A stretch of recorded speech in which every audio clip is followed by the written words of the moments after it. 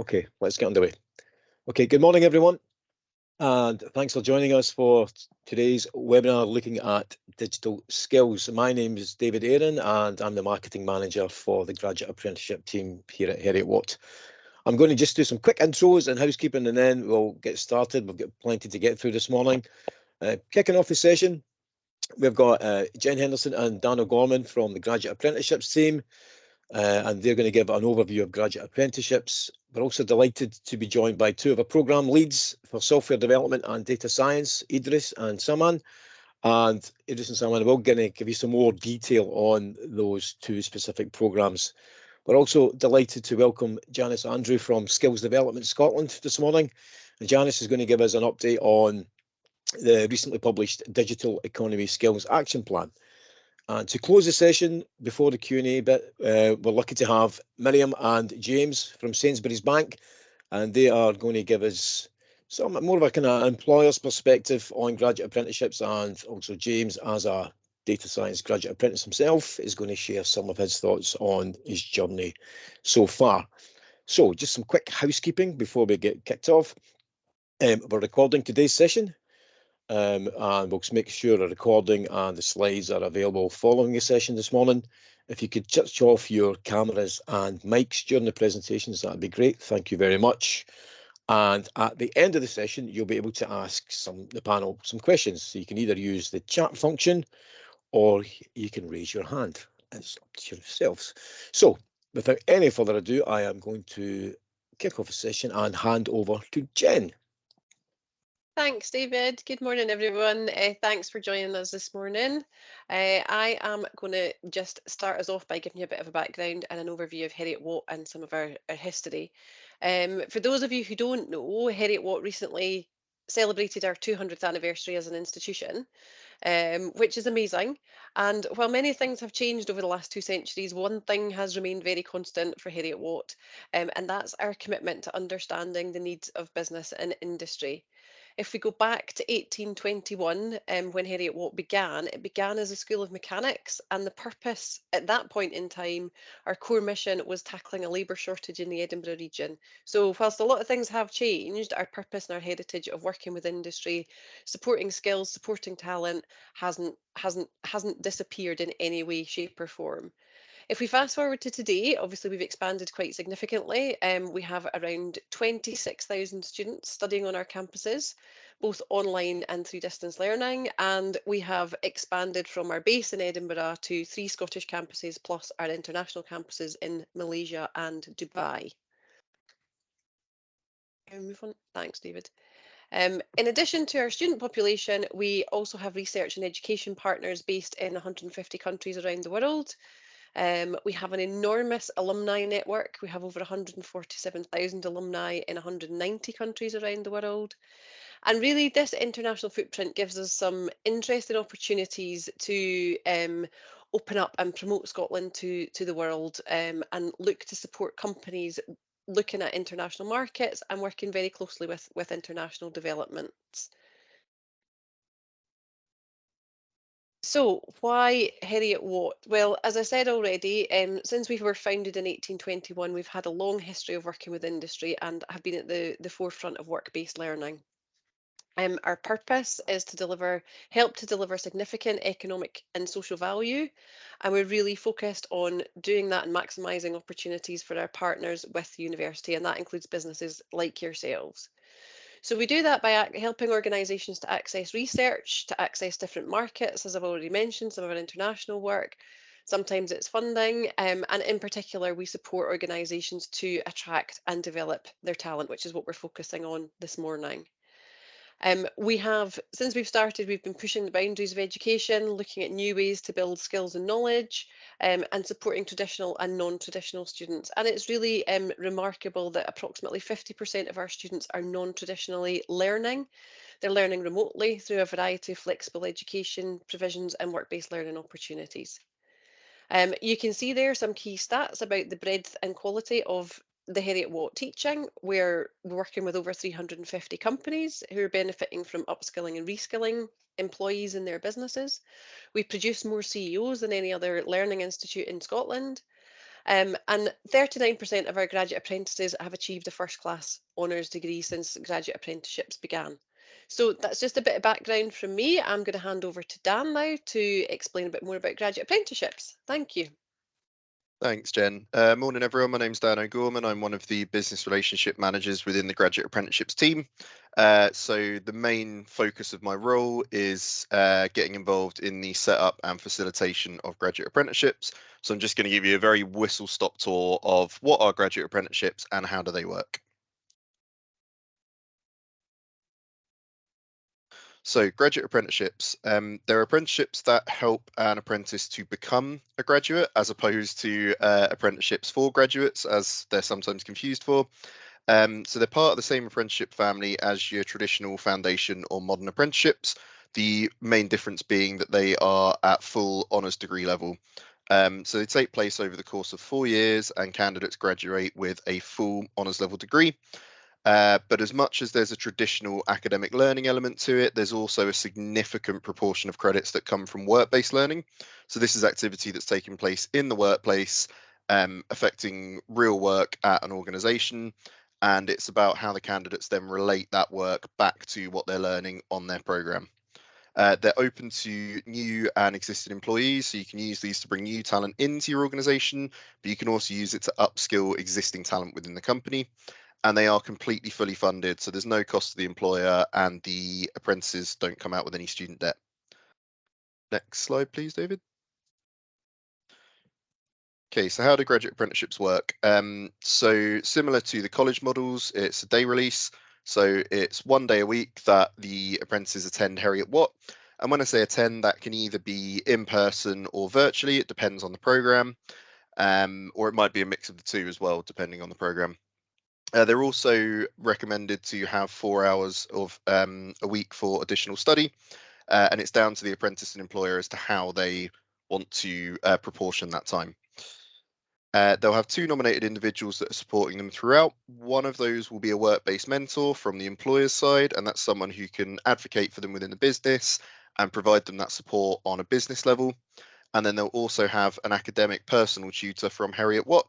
So that's someone who's involved with the running of the program, who can kind of guide them from an academic perspective. And they'll meet with both of those individuals at least once a term of every academic year to basically forward plan what's coming up in the apprenticeship and how they can meet those learning outcomes. Each program is 3 semesters covering about 42 weeks of the year, and each program is a 4-year program of study, though we do have the opportunity for advanced entry into year 2 or year 3, depending on candidates' previous experience and level of qualification. So this slide really just kind of hammers home that point about the majority of credits coming from work-based learning activities, and then the other 20% coming from your academic learning, which is what you would typically think of as university learning. So lectures, seminars, workshops, reports, dissertations, etc.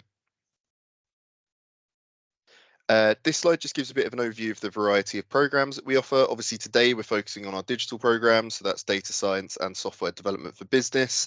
If you are interested in any of these other programs, we will be sharing these slides in our comms after the session, so please do feel free to get in touch and we can give you some more information about these programs. So, who are they for? I mentioned that they're fully funded. They're fully funded by the Scottish Funding Council and the Students' Awards Agency Scotland. And the only eligibility criteria that are involved in the funding of these is that candidates are over the age of 16. They need to be living and working in Scotland, which wasn't such a consideration pre-COVID. But now, obviously, with the rise of remote work, we do need to make sure that they are both living and working in Scotland. And they need to either have Scottish residency or settled status in Scotland. As long as they meet those criteria, they're eligible to access funding for the programmes. So this slide just gives a bit of an overview of the different pathways that most of our graduate apprentices come from. And as you see on the right, I would say still quite a big proportion of our GAs come from existing employees that are either upskilling or reskilling. Then from a new talent perspective, a majority of candidates would come from the school leaver or college route, or even foundation modern apprentice. So those kind of college through to GA pathways are becoming a lot more concrete now, and it is being seen as a destination route after college. But also we do see some full-time undergraduates who maybe start a full-time undergraduate program, find that actually after 1 or 2 years full-time study isn't quite for them, and they can actually switch on to the graduate apprenticeship program, most of the time picking up where they left off in order to achieve their degree, but via different means. So this slide just gives you a quick overview of a variety of the employers that we work with. And the main thing that I really want to highlight here is that we do work with a variety of employers across all sectors of all sizes. So there's no employer eligibility criteria to access the funding for these programs. So we do work with everyone right from your small kind of 3 to 4 person startups all the way then through to your global multinational corporations. So why are graduate apprenticeships a great opportunity? Well, for candidates, you're able to access the same level of qualification as a full-time undergraduate degree program. But at the end of 4 years, you're coming out with 4 years worth of work experience on your CV and 4 years worth of a full-time salary, but also no student debt. And I just don't feel that I need to say any more about that, really. That speaks for itself. The other main benefit here is that you're able to actually put your learning from your program straight into practice, into real world business scenarios, where maybe sometimes on a full-time undergraduate degree it's a case of graduating with that knowledge, going into the workplace, and then having to revisit that knowledge and try and remember your learning and kind of dig out notes in order to put it into practice. Whereas here you're able to put it straight into practice and influence potentially how a business is run. So benefits to industry. You'll see a couple of these points on the slide around retention of apprentices and helping existing employees to enhance their skills. But something I really want to highlight for the purpose of this webinar is from a digital and technology perspective, feedback that we often get as an institution from those industries is some slight hesitancy to work with academia because of the pace of development in technology in the digital sector. And that, occasionally the feedback we hear is actually by the time someone's learned something at university, it might be out of date in that sector. The difference with a graduate apprenticeship is while someone's able to learn the foundational concepts of, say, software development or data science, they're also able to learn about what techniques and methodologies businesses are using in real time. So rather than having that concern of someone going through 4 years worth of a degree, getting to the end of it, going into the workplace, and then perhaps having some outdated knowledge, actually here they're able to learn in real time what are the new developments in this sector. And that then feeds back into our teaching. So as our academics are assessing work-based learning projects based on new developments in the sector, that then is obviously more likely to then get fed back into the curriculum. So it develops this kind of circular feedback loop where we're able to understand what's going on in industry, and apprentices have that appreciation of, yes, here's the theoretical knowledge that I need, but also here's how I apply it in real time in my actual role. And that is everything from me. So I'll hand over to Idris. Okay, thank you, Dan. Good morning, everyone. I'm Idris Ibrahim, Deputy Director of the Software Development for Business. The STP program was initiated in the academic year 2017-18, and since then we have successfully graduated 2 cohorts. The program is designed to provide a solid foundation in computing and necessary applied skills.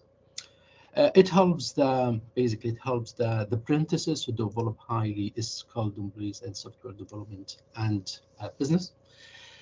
Can you go to the first slide, please?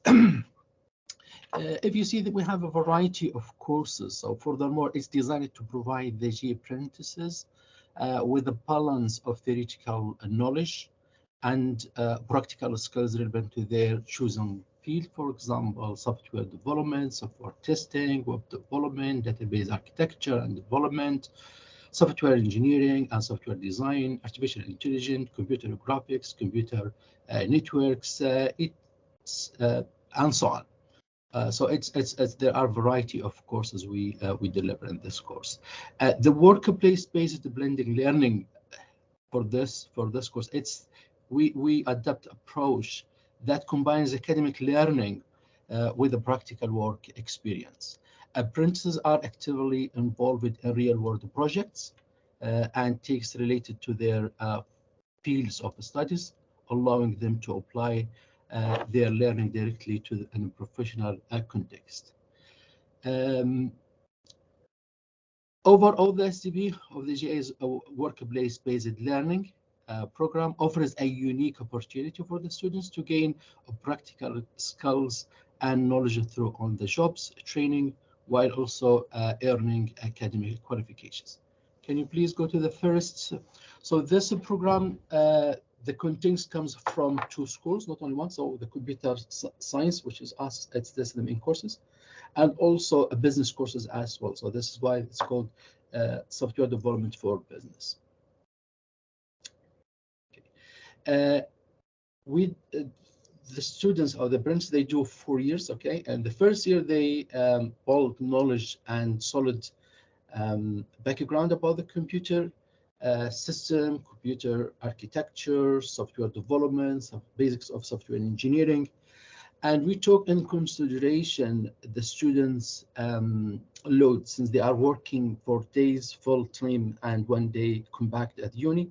So we separated the courses specifically. If you see the courses, we have 3 schemes or 3 times, for example.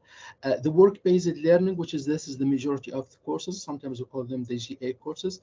If you can see these courses, sometimes we separate them over 2 semesters, sometimes over 3 semesters, just taking in consideration the students' load. And also there's a touch courses where the students, they need for with on-campus, joining that with on-campus students, so that that means they need to join the lecturers, lab sessions, and the final exams. It's not the same. It's not the case in the work-based learning. Also, there's industrial projects running mainly in semester 2 or semester 3, which is this is just to make the students to apply the theoretical knowledge they learned in a practical stuff. In the first year students, they do software development and software development 2 with the on-campus students. Also introduction to design, but this from the next year will be work-based, and also 1 business course. Can you go to the year 2, please? In year 2, they do more advanced courses, but they're still gathering knowledge about, bulk knowledge about the software development skills. So they're doing introduction to data structure algorithm with the on-campus students and data structure algorithm. So this is mainly advanced object-oriented and data structures courses. But the rest of courses, if you see, most of them the GA, so it's separated over 3 semesters. For example, they do programming languages in semester 1 and semester 2 is the same course. So the on-campus students, they do it in one semester. The GA students, they do that over 2 semesters, just taking into consideration their load and availability 1 day a week at the uni. The assessment for the work-based learning, it is mainly based on the tasks, projects, work-based tasks and projects. We do some online or electronic tests just to test the theoretical part, but practically the big mark mainly comes from the work-based tasks. In second year and 4th year, based on the company's feedback, and some companies, for example, in there to some companies, they are interested in low-level programming. Some companies, they are not. So we provided optional in this case. So for example, if you see the hardware and software, so this is low-level programming in C and assembly. And those companies, they don't do low-level programming, they can do structural programming. So this is just another flexibility we offer for the students. Students to progress from 1 year to another, they need to complete 120 credits per year. So there are 8 courses separated over 3 semesters. Each course is 15 credits. So in total, 120 credits every year. Could you please go to that slide, year 3? In the year 3, the students come to the advanced level where they need to apply the software engineering principles they learned in second year. But this time they need to do this practical over a selected project. And they can apply that for software engineering, industrial software quality, and also professional development. So these are three courses. We mentioned to the students they need just only one project to complete these three courses rather than to have three projects. So in third year, the students during advanced software engineering into over 2 semesters, semester 1 and semester 2.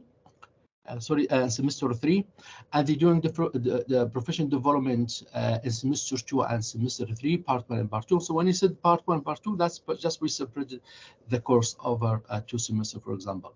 With encompass students, they're doing artificial intelligence. So this is advanced course for the artificial courses. Some companies, they found this very interesting contents and topics. Also, computing for management. So this is one of the business courses. Also, operational management. So if you see there in third year, we have work-based learning courses, touch courses, and industrial projects, but there's no any optional courses. When we come to the fourth year, students, they just need to focus on their final dissertations over 3 semesters rather than to do it over 2 semesters, as the case and for the on-campus students. So they're doing the first part of their industrial project or the final project of the dissertation, which is the requirement analysis in semester 1.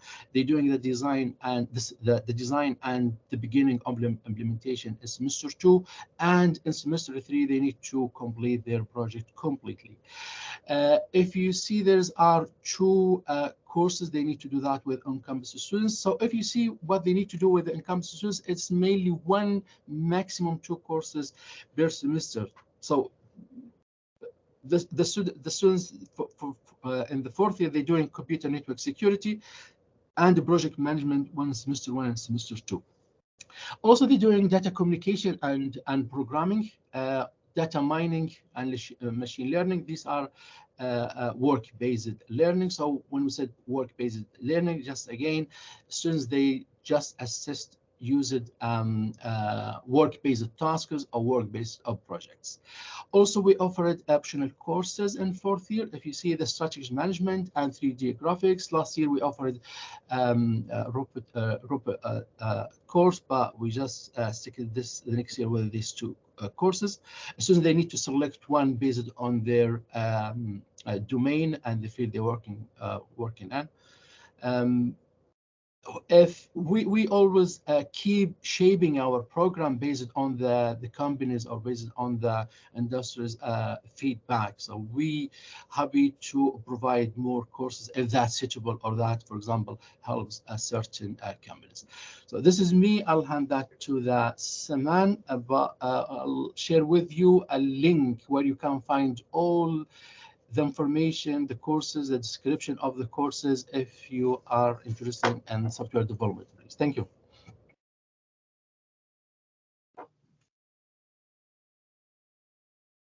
Hello, everyone. Good morning. So I'm Gule Saman, and I'm the co-program director for the Data Science GA program.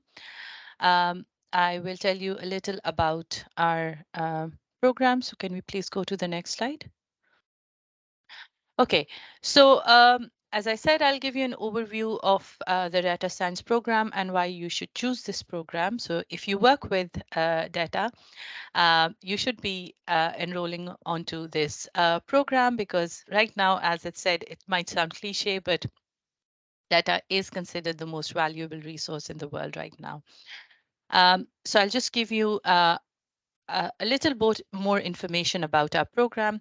We have got partial accreditation by the British Computer Society, and our first batch of GAs is going to graduate this year, and we're really proud of them.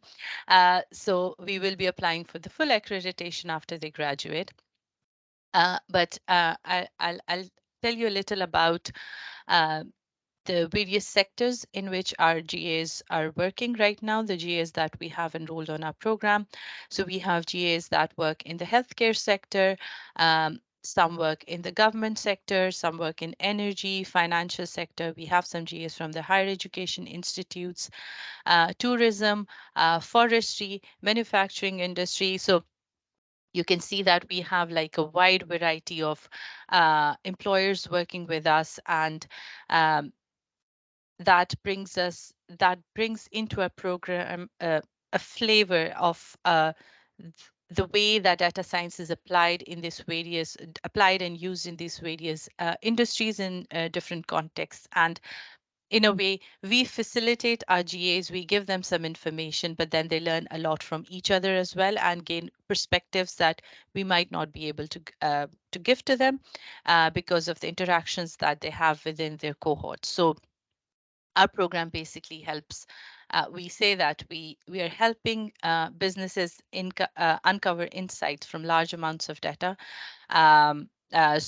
And from using diverse sources. So why our program? What's different about our program? We are very flexible. Most GA programs, they offer work-based learning courses, but we are flexible in the way that our students approach a problem, in the way that they provide the solutions, the softwares that they use, the platforms that they use in order to deliver their work-based deliverables. That's all very flexible. We provide them with hands-on skills. We also support them in improving their interpersonal skills. We provide them with avenues where they can learn about business intelligence. If they want to develop training for their uh, work, work colleagues, we facilitate them with that, and we have a further testament to the quality of our program is that we have employers that keep coming back to us, and we have GAs that keep on enrolling from the same employers in the different batches that we have. And well, the Economist just reiterates what I said. So it's data is the most valuable resource in the world these days, and we should try to harness it. Could we go to the next slide, please? Once more. Thank you. So I'll go through the program structure year by year in order to give you an idea of the kind of courses that we offer. So the courses that you can see in the Coral, they are taught courses. They are courses that sort of develop the mathematical foundation of our GA so that they can use these concepts into other courses where they would be applicable. So they learn the theory and then they learn to apply these concepts in other courses. So the courses that we have in green, they're the new courses that have been introduced for this specific program. So we have a course on introduction to data science, and we have a praxis course each year, which sort of brings together the learning from all the courses that our GAs do in that specific year, so that they know that these are not standalone courses, standalone concepts, standalone projects that we are learning, but you could bring together all the learning and apply it to a single project as well. Then in blue, the courses are the ones that sort of cover the software engineering, algorithms, databases, data structures.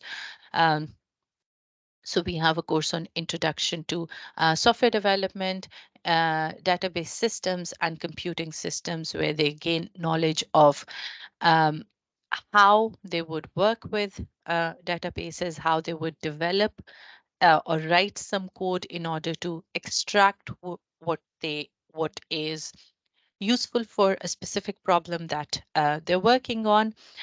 So in year one, if you just analyze the courses that we have got, we're sort of developing their foundation and in a way that they can build a sturdy building on top of it. So could we go to year two, please? In year two, we have a course on we have two taught courses, Introduction to Data Structures and Algorithms and Multivariate Calculus and Linear Algebra. So you would see the theme that's evolving. We provide them with the basics of developing their programming, developing their algorithm skills, how they would be using different data structures. And then alongside that, we're also developing their mathematical skills. And because it's a data science degree, so they need to learn about data science as well. So we talk about data security, protection, and data ethics in quite detail in year two. Then we have two praxis courses. We also have some business courses. So the first one that we introduce into the degree is operations management in year 2. Then we have a course on database management that sort of builds up on the course that we have in year 1. Could we go to the next one, please?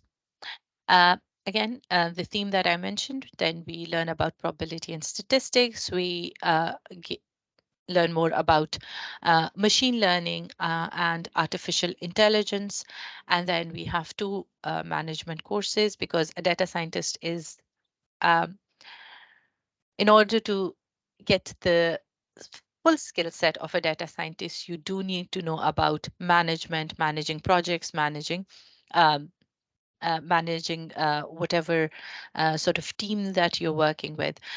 So we have courses on business awareness and sustainability and project management. Could we go to the next one, please?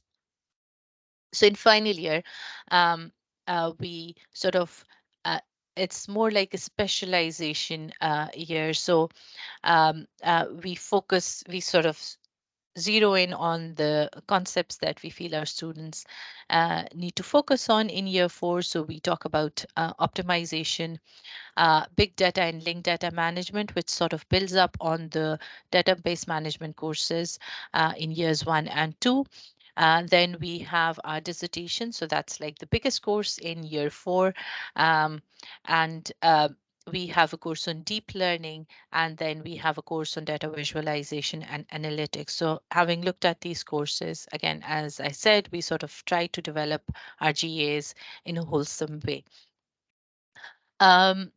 So could we please move to the next slide? So these are the sort of skills that we try. Our aim in the program is to develop our GAs, again, as I said, in a way such that these skills are developed. So we try to develop their mathematical skills. They learn about deep learning, machine learning. How should they be writing? What are the approaches that they should be taking in order to write efficient algorithms?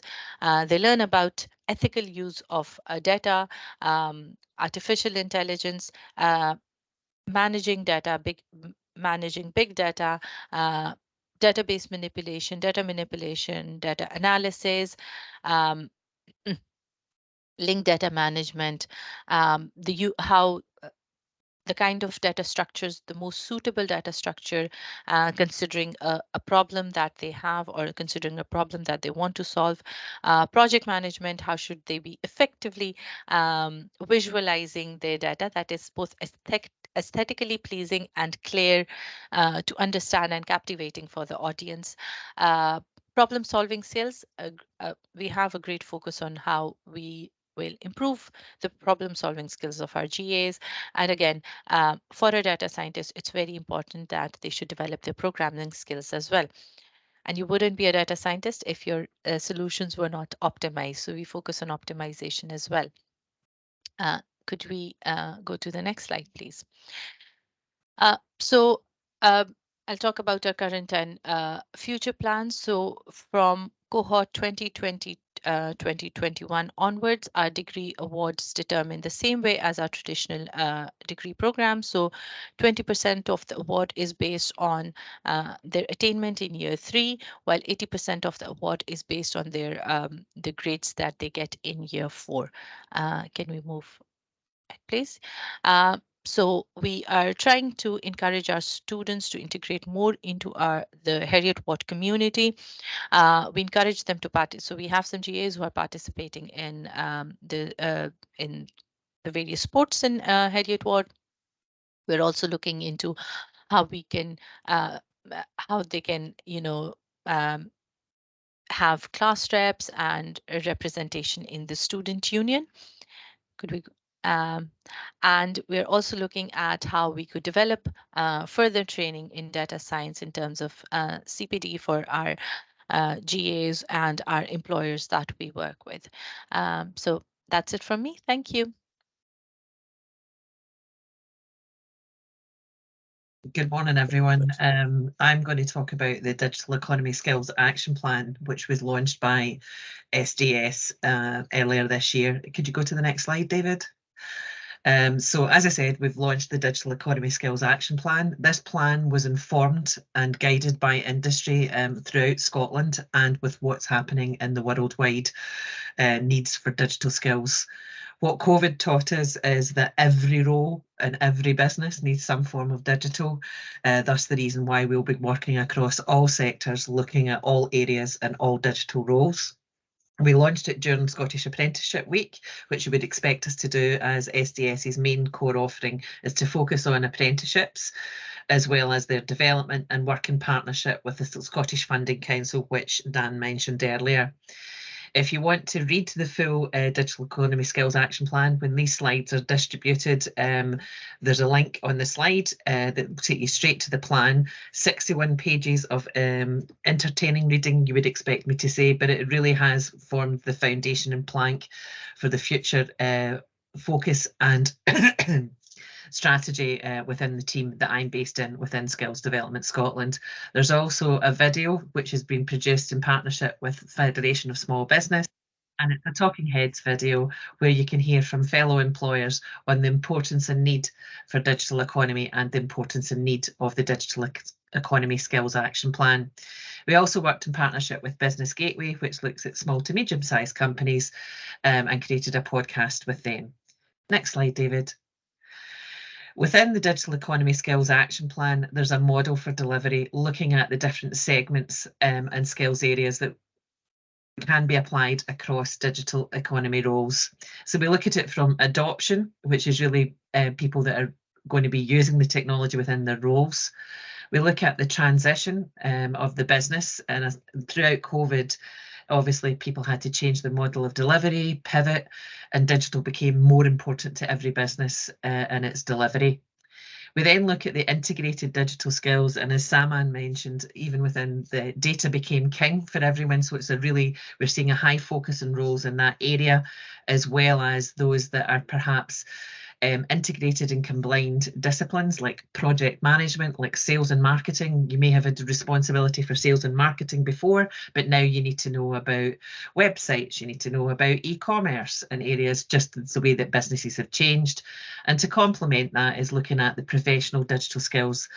And we like to affectionately call them the techies, but that really embraces the GAs that have been mentioned by Idris and Saman and Dan earlier in this presentation.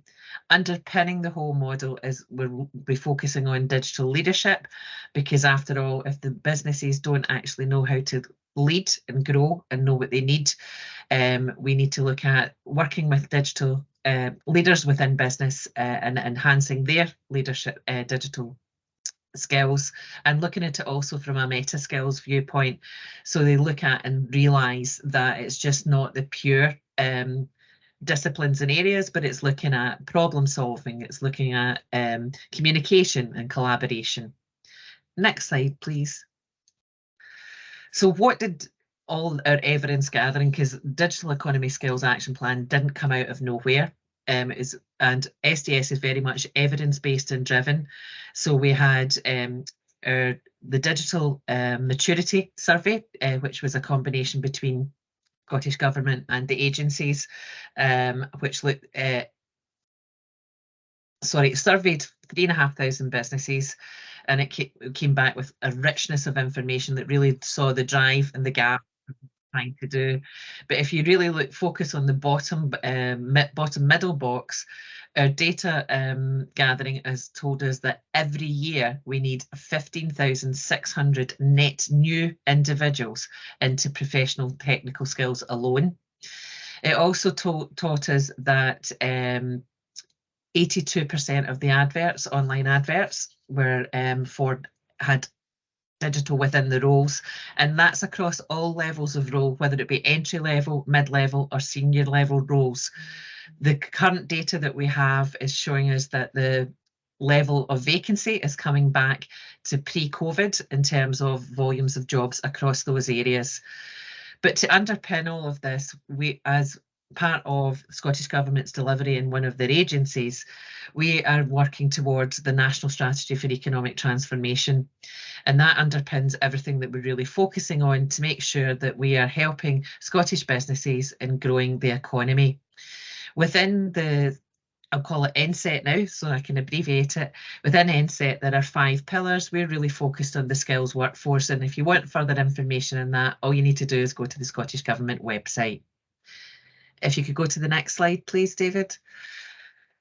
What I've pulled out from the DSAP is just the current areas that we're working on. You can that are in flight and actually delivering. So if you look at it, we've got MNIS, the National Manufacturing Institute for Scotland, which is a really key element on robotics and areas.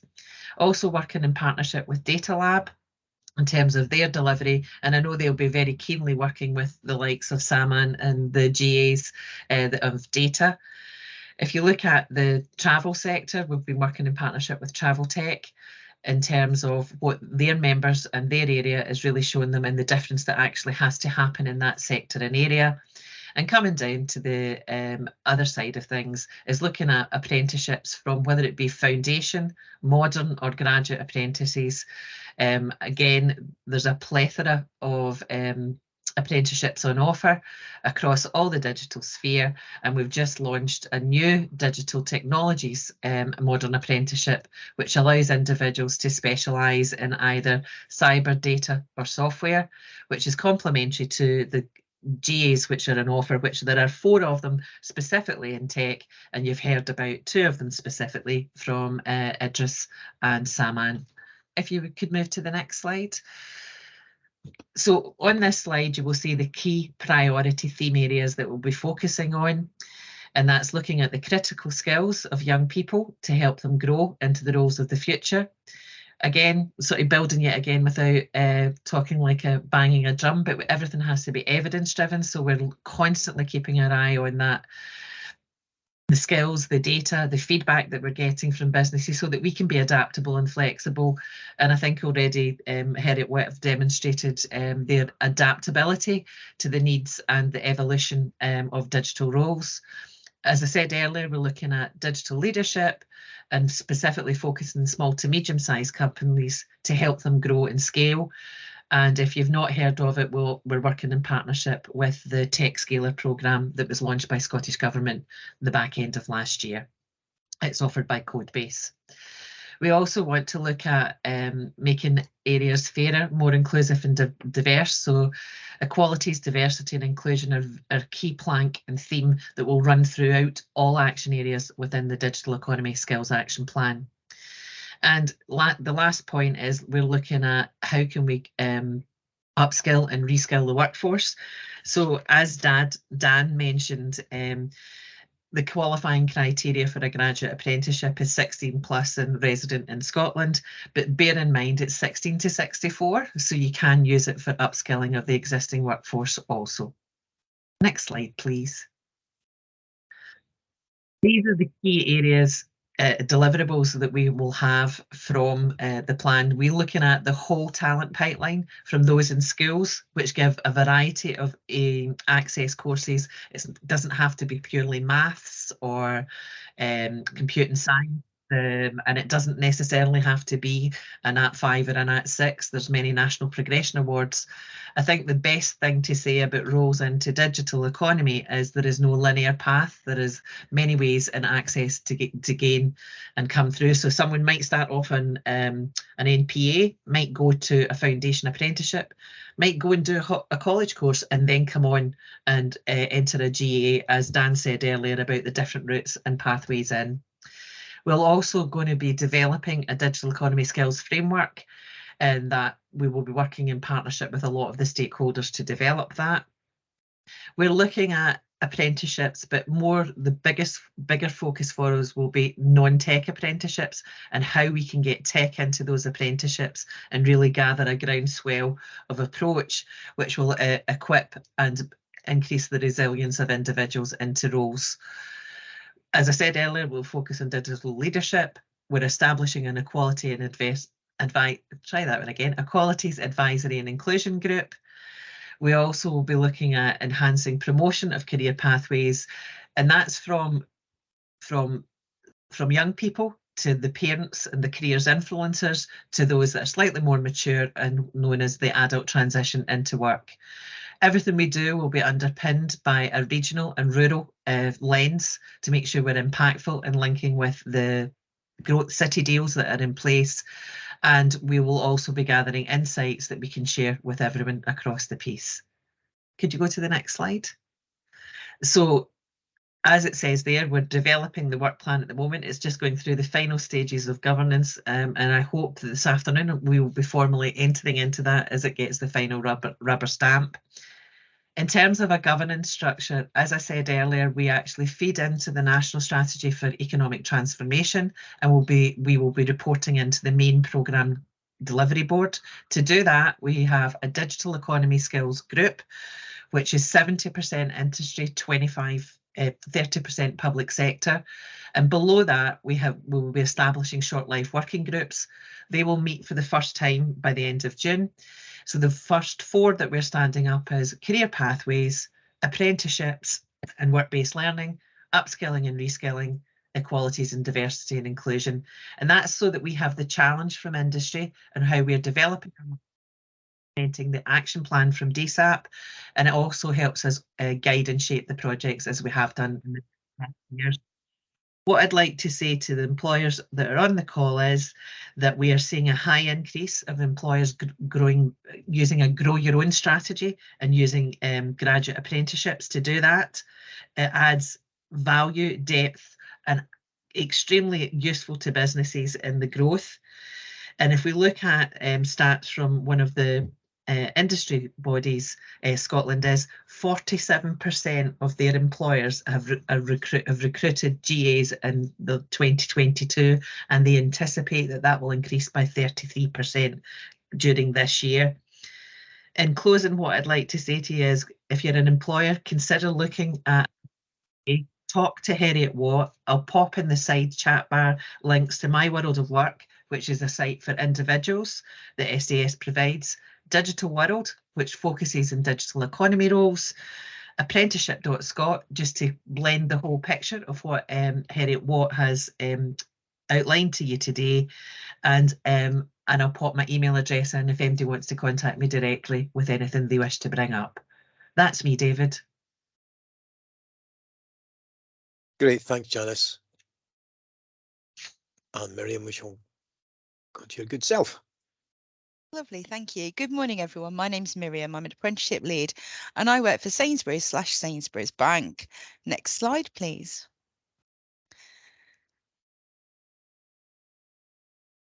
Okay, so you've probably all heard of Sainsbury's and you've probably not really heard of Sainsbury's Bank. So obviously we're a huge supermarket and we also have our banking industry as well, which is based in Edinburgh. So being connected to customers wherever they are, whether it's a passion for food, whether it's a passion for banking or insurance products, we're driven by that and we want to serve and help every customer. Next slide, please.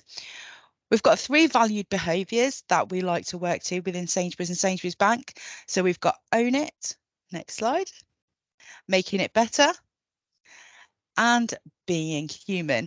So these are the things that really drive our business. And how do apprenticeships fit into that? Well, let's have a look at the next slide. We hold a variety of different apprenticeships within Sainsbury's Bank, and this is just some of the key stats that may help you if you're thinking of putting a colleague onto an apprenticeship or recruiting an apprentice into your business. In Sainsbury's Bank, we've had 49 apprenticeship completers since 2019, and out of those colleagues, 34% of them have been promoted. 89% of our apprentices work in our ops teams, sadly not graduate apprentices, but as we've been hearing about all morning, there are different levels of apprenticeships available. We're very proud to announce that we have had our first graduate apprentice and she graduated this year, Andrea Stevenson, and she did her apprenticeship with Heriot-Watt in software developer. And that was an amazing experience for Andrea. And just to give you more information, we have got one of our apprentices live on this call as well, who'll be joining me very shortly. Other key stats that may be sort of useful for your business are that 53% of our apprentices identify as female, 12% of our apprentices are ethnically diverse. And I think one of the biggest key things for apprentices, 61% of our apprentices have stayed with the business 1 year after completing their apprenticeship. So when you put someone on an apprenticeship, you may think, oh, you know, how is this development going to support them? Well, actually, it doesn't just support the colleague, it supports the business because it does build colleague loyalty as well. Just go to the next slide. So why do we use Heriot-Watt? Well, you're going to hear from James in a minute, and he's going to give you a lot more information and I suppose a deeper understanding of the apprenticeship programme. But obviously all businesses, we're massively data driven. Data is more important in our day-to-day lives than ever before. We want to make sure that we can tell that data story. So from the slide previous, you will have seen how we've used our apprenticeship data to demonstrate to you guys how development is really supportive in the workplace. The software and data apprenticeships help us to improve our business because they give us better analytics. We're able to look at that data in more detail. You can drive your KPIs with data-led decisions. You can also protect and diversify your talent pipeline. So as we've shown on that previous slide, colleagues will stay with the business and it will build that customer loyalty, that colleague loyalty. If you've got colleagues on an apprenticeship, it's not just a here and now qualification. Apprenticeships are a great way to support colleagues and it will really support your business for the future. But you've heard enough from me about the business. I'm going to hand over now to James, who is one of our data science apprentices, and he's going to tell you a little bit about his story. Over to you, James. Thank you very much, Miriam.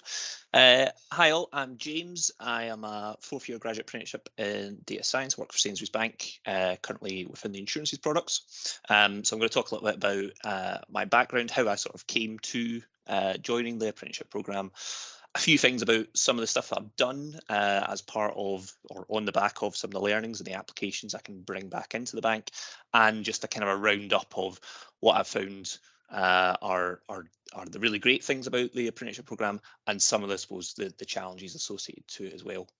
So just to start off on my background, I graduated back in 2008 in politics. Hadn't really figured out a career path on the back of that, and combined with the fact that that was landing right in the financial crash, those sort of initial graduate opportunities for myself were pretty slim. So I almost fell into working in retail management. So I worked part-time during my degree for Argos. There was a management opportunity for me within there, and I hung around there for 10 years, I think, because I really actually enjoyed it once I got stuck into it.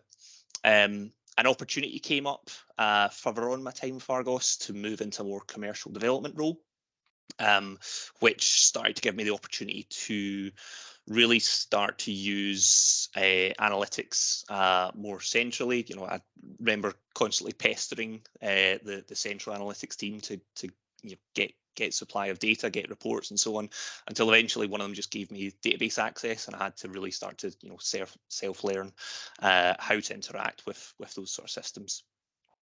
I then joined the bank in 2018, was in the travel money team as a commercial analyst, and again, gave me more exposure to that world of analytics, started to self-learn some degree of code. And shortly thereafter, there was a session probably similar to these ones, or other ones directly in the bank, about these graduate apprenticeships. Heard about the fact there was going to be one in data science, which was for me a really, really interesting field I wanted to get into. Saw it as an opportunity to reskill and sort of utilise some of the skills that I'd started to learn over the past couple of years, but also an opportunity to just sort of springboard my career and actually, move forward with it. Next slide, please. So a few things that it's allowed me to do. First of all, just in terms of report design, outputting management information, business intelligence, that sort of thing, it really allows you to do much more advanced capabilities with that one. So doing actual data modeling to really better understand business performance and presenting that to stakeholders and so on in a much more informative way using visualizations and so on and so forth. Central one, obviously key to data science, is that machine learning element, so predictive analytics and optimization. So a couple of examples of things that I've worked on. I've done risk-based pricing optimization for credit card. That was a proof of concept I carried out over COVID. It helped the central data science team work out, right, what was the next steps that we need to do to take that forward as a more sort of enterprise solution. I've done more recently on insurances, predicting how price comparison websites have more closely and widely spread prices depending on that sort of underlying risk of someone that quotes against them. And similarly with insurances, predicting probability that a customer may cancel following taking up a policy at that point of quote. So what information can we learn about them that may influence their behaviour further down the line? And then along with that, Samantha's obviously already mentioned there's a key element to data science is that intersection with software development. So it allows me to use some of those software development principles and those programming paradigms to that we learn as part of the degree to really help bring that back and add value to the business. So in the example I've shown there, that's basically our automated process flow for all the report distribution that we run daily, and that just sort of removes any sort of manual intervention, allows the system to carry out all for us. Next slide, please. Okay, so for me the good and the bad, the highlights and the challenges of the overall program. So I mean the first most obvious one for me at least is that on the back of being part of the program, it has definitely been a key driver in the fact that I've been promoted twice during my time within the bank. So first of all into a more senior role within Travel Money as a pricing analytics manager, and then more recently moving across the insurances products as the data analytics and enrichment manager, which is quite a mouthful. We do tend to make some interesting job titles within financial services.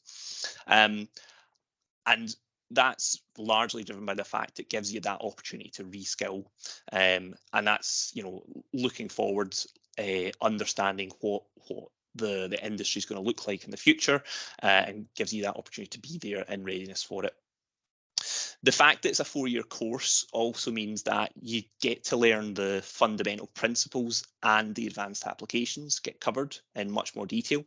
And I think just as me as a line manager now, having gone through the recruitment process very, very recently and looking for candidate analysts, I'm personally finding that what we cover within this 4-year course gives much more breadth and depth of knowledge than a 1-year master's in data science would necessarily do, and that's certainly from personal experience of interviewing candidates. The work-based nature means that candidates don't really need to weigh up, do I want to commit taking time out of work and all that sort of financial impact of doing that for the long-term gain of getting a degree. They get to stay within their current role while also learning and getting the value off the back of it. And then the final one, key for me, that hybrid learning approach allows for distance learning, means that actually I can attend lectures remotely and get on with personal life, family commitments and so on and so forth. Challenges with it: 4 years is a very long time. I often joke about the degree that I started the apprenticeship program with 1 child, and I'm going to be exiting with 3 of them. So it is quite a change. You can obviously have massive change in your personal circumstances. So it's just one to bear in mind of that level of commitment for it. Equally, taking out, if you're working 5 days a week and you're doing one of those days attending lectures or tutorials or working on assignments, taking out 20% of that working week needs a lot of commitment. It needs a lot of commitment from the graduate apprentice. It needs a lot of commitment from the employer as well. I'd argue, and I'm sure my line manager would also agree with me, it's an investment that fully pays back, but you need to have that really careful balancing between that candidate and their line manager and the university, just to make sure that workload gets evenly spread.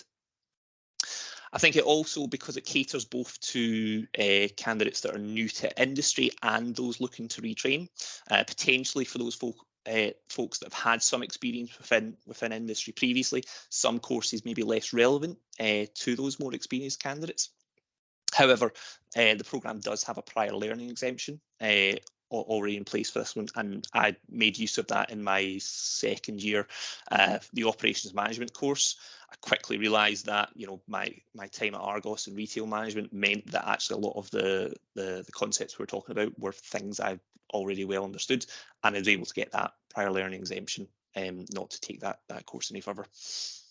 And then finally, I think finding the right projects for those work-based learnings can be potentially challenging, especially if candidates aren't already in technical teams.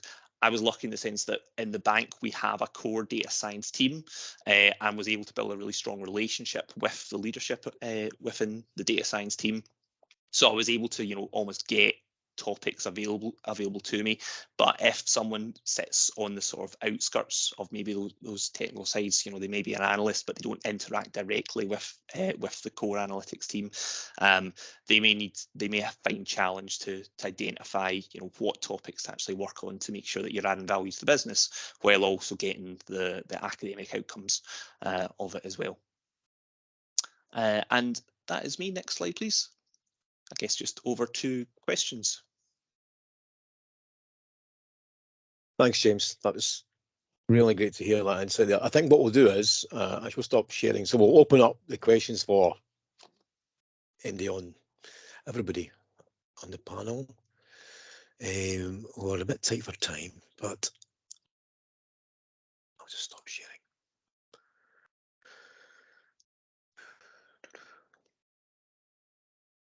So just to say, thanks to all the presenters today. Thanks to the Heriot-Watt team, Jen, Dan, Idris and Salman. Thanks for that insight into graduate apprenticeships. And obviously, special thanks to our external guest today, Janice. Thank you so much for the update on the Digital Economy Skills Action Plan. So you can either, that information, Janice, that you mentioned before about you're going to drop in the chat, and then if you can you can also send that to me and I'll include that as part of the event follow-up if you like. And thanks also to Miriam and James. It's always great to have the employer's perspective on graduate apprentices. It's our day-to-day job to talk about them, but it's always great to get that perspective directly from an employer and particularly a graduate apprentice. So we really appreciate you taking the time out your day to share that with us. I don't know, so there's no questions coming through. If anybody in the panel's got any sort of other observations we'd like to make, then that would be good. I think the only... Oh, sorry, carry on, Janice. I think for the employers that are on, please look at graduate apprenticeships as a really rich recruitment strand for you. At the moment, the recruitment marketplace is very challenging in terms of it's competitive. Salaries are getting inflated higher in digital roles and areas, and I'm going to brand it in my personal statement. This is not an SDS statement, but I'm calling it Silicon Valley swoop, where because of the way we are experiencing remote working and hybrid working for individuals, you're not only competing with Scottish companies, you're competing with worldwide organisations. But a graduate apprenticeship is a perfect avenue for grow your own. Also will save you that recruitment bill, if you want to put it that way, in terms of perhaps using a recruitment agency, and the tripartite arrangement between the individual, yourself and the university adds great value for yourself as a business, but also for the individual and their lifelong learning. That's me. Great, thank you, Janice.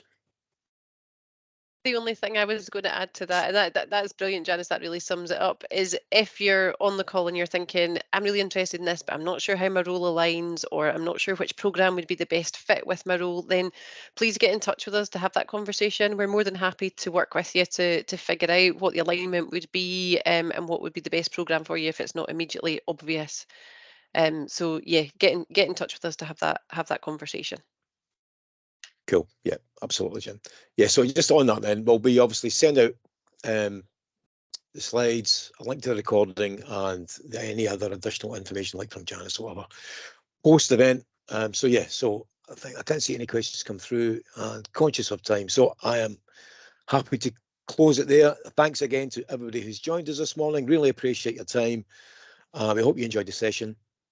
Yeah, and we shall close it there. Thank you very much. Okay, thank you. Thank you very much. Thank you.